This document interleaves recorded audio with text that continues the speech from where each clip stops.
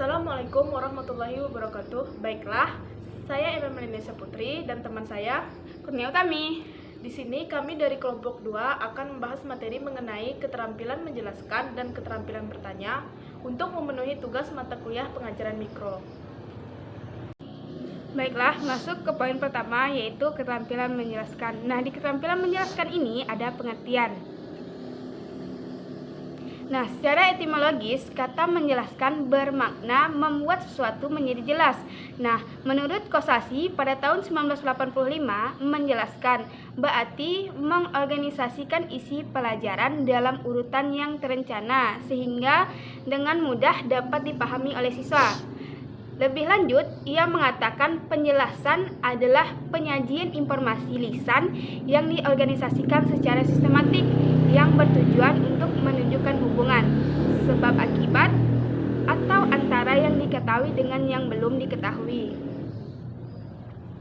Nah, melalui pemaparan pengertian menjelaskan, baik dilihat dari segi etimologis maupun secara istilah yang dikemukakan di atas, kita dapat menangkap inti pesan dari menjelaskan, yaitu membuat sesuatu menjadi jelas dengan cara yang pertama yaitu mengorganisasikan isi pelajaran. Yang kedua yaitu menunjukkan hubungan. Yang ketiga itu ada sebab akibat, dan yang terakhir itu adalah antara yang diketahui dengan yang belum diketahui. Baiklah, selanjutnya yaitu ada tujuan keterampilan menjelaskan. Nah, salah satu indikator pembelajaran yang berkualitas yaitu adanya kemampuan untuk melakukan transfer. Nah, untuk memungkinkan siswa memiliki kemampuan transfer, terlebih dahulu siswa harus memiliki pemahaman yang lebih jelas, utuh, dan nalar yang kuat terhadap sesuatu yang dipelajari. Nah, sehubungan dengan hal tersebut, maka keterampilan menjadi sangat penting dan memiliki peran yang strategis, yaitu sebagai upaya yang pertama untuk membimbing siswa memahami dengan jelas terhadap sesuatu yang dipelajari. Yang kedua yaitu untuk membimbing siswa memahami konsep, hukum, dalil, dan unsur-unsur yang terkait dengan sesuatu yang dijelaskan secara objektif dan bernalar. Yang ketiga yaitu untuk meningkatkan aktivitas dan kreativitas siswa dalam memecahkan masalah melalui penerapan cara berpikir. Siswa berpikir secara kritis dan analitis, logis, dan sistematis. Nah, yang keempat yaitu untuk membantu memenuhi rasa ingin tahu siswa terhadap sesuatu permasalahan yang dipelajari atau dihadapi. Yang terakhir yaitu untuk mendapatkan balikan dari siswa tentang pemahamannya terhadap sesuatu yang dijelaskan. Baiklah, selanjutnya yaitu ada unsur-unsur keterampilan menjelaskan. Pada garis besarnya ada dua unsur pokok yang harus dikuasai oleh guru untuk melaksanakan keterampilan menjelaskan, yaitu pertama, keterampilan merencanakan penjelasan, dan yang kedua yaitu keterampilan menyajikan penjelasan itu sendiri.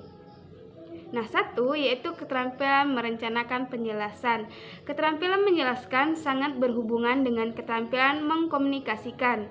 Nah, dalam komunikasi pembelajaran ada 3 komponen utama yang harus dipertimbangkan dalam merencanakan keterampilan menjelaskan, yaitu pesan atau materi yang akan dijelaskan, saluran atau alat atau media yang digunakan untuk menjelaskan, dan yang terakhir yaitu karakteristik siswa sebagai penerima penjelasan. Nah, yang kedua yaitu keterampilan melaksanakan penjelasan. Jelas atau tidaknya materi yang dikomunikasikan kepada siswa tergantung pada tingkat kejelasan dari penyampaian pesan. Adapun unsur-unsur yang memperjelas penyampaian materi antara lain yaitu kefasihan berbicara, penggunaan bahasa yang baik dan benar, susunan kalimat, penggunaan istilah yang sesuai dengan pembendaharaan bahasa yang dimiliki siswa. Nah, ada beberapa kriteria yang menjadi penentu keterampilan menjelaskan, terutama adalah yaitu kejelasan, contoh dan ilustrasi, pemberian penekanan, dan pemberian balikan. Nah, selanjutnya yaitu ada prinsip keterampilan menjelaskan. Nah, keterampilan memberikan penjelasan harus dilatih dan ditingkatkan secara terus-menerus. Nah, tujuannya agar siswa memperoleh pemahaman yang jelas terhadap materi yang dijelaskan untuk mencapai sasaran dimaksud. Maka, dalam memberikan penjelasan harus memperhatikan beberapa prinsip sebagai berikut, yaitu yang pertama ada keterkaitan dengan tujuan atau kompetisi. Yang kedua ada relevan antara penjelasan dengan materi dan karakteristik siswa. Yang ketiga yaitu kebermaknaan. Yang keempat dinamis. Oke, kita lanjut pada poin kedua yaitu keterampilan bertanya. Nah, di sini pengertian keterampilan bertanya adalah mengajukan pertanyaan dengan baik adalah mengajar yang baik. Keterampilan bertanya menjadi penting jika dihubungkan dengan pendapat yang mengatakan berpikir itu sendiri adalah bertanya. Bertanya merupakan ucapan verbal yang meminta respon dari seseorang yang terkenal. Respon yang diberikan dapat berupa pengetahuan sampai dengan hal-hal seperti stimulasi efektif yang mendorongkan kemampuan berpikir antara lain. Nah, yang pertama merangsang kemampuan berpikir siswa. Yang kedua membantu siswa dalam belajar. Yang ketiga mengarahkan siswa pada tingkat interaksi belajar yang mandiri.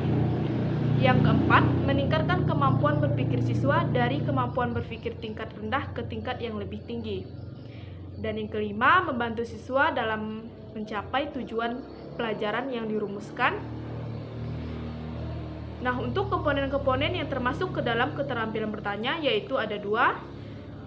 Komponen yang pertama yaitu ada keterampilan dasar bertanya, yaitu ada pengungkapan pertanyaan secara jelas dan singkat, pemberian acuan, pemusatan ke arah jawaban yang diminta, pemindahan giliran menjawab, penyebaran pertanyaan, dan pemberian waktu berpikir, serta pemberian tuntunan. Nah, untuk komponen yang kedua ada keterampilan bertanya lanjutan.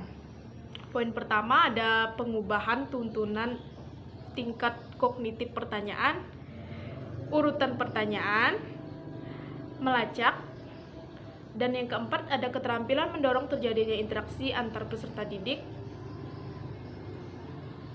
Nah, selanjutnya ada teknik dasar bertanya. Untuk teknik dasar bertanya yang pertama yaitu ada pertanyaan yang diajukan harus jelas dan langsung diajukan kepada semua peserta didik dan diberikan waktu secukupnya untuk berpikir menjawabnya. Yang kedua, mencegah jawaban yang tidak sesuai dengan pertanyaan. Yang ketiga, mempersilahkan peserta didik untuk menjawab. Keempat, memotivasi peserta didik agar mendengar jawaban. Adapun hal-hal yang harus dihindari yaitu yang pertama ada menjawab pertanyaan sendiri, kedua mengulang jawaban peserta didik, ketiga mengulang-ulang pertanyaan sendiri, dan yang keempat mengajukan pertanyaan yang memberikan jawaban serentak. Selanjutnya ada jenis-jenis pertanyaan menurut tujuannya.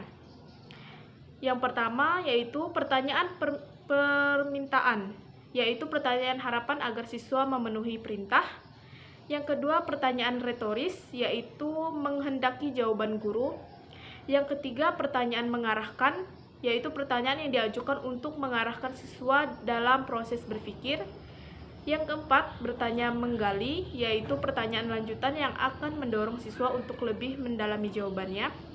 Yang kelima, pertanyaan menurut taksonomi Bloom, kognitif, efektif, dan fisikomotor. Keenam, pertanyaan menurut luas dan sempit secara sasaran. Nah, baiklah, sekian pemaparan materi tentang keterampilan menjelaskan dan keterampilan bertanya. Nah, jika teman-teman ingin menambah pengetahuan atau ingin membaca lebih lanjut, teman-teman bisa melihat pada referensi yang telah dicantumkan di atas ini. Kami dari kelompok 2 mengucapkan banyak terima kasih atas perhatian teman-teman semua. dan mohon maaf jika ada kesalahan kata dalam pemaparan materi. Baiklah, kami berdua pamit undur diri. Wassalamualaikum warahmatullahi wabarakatuh.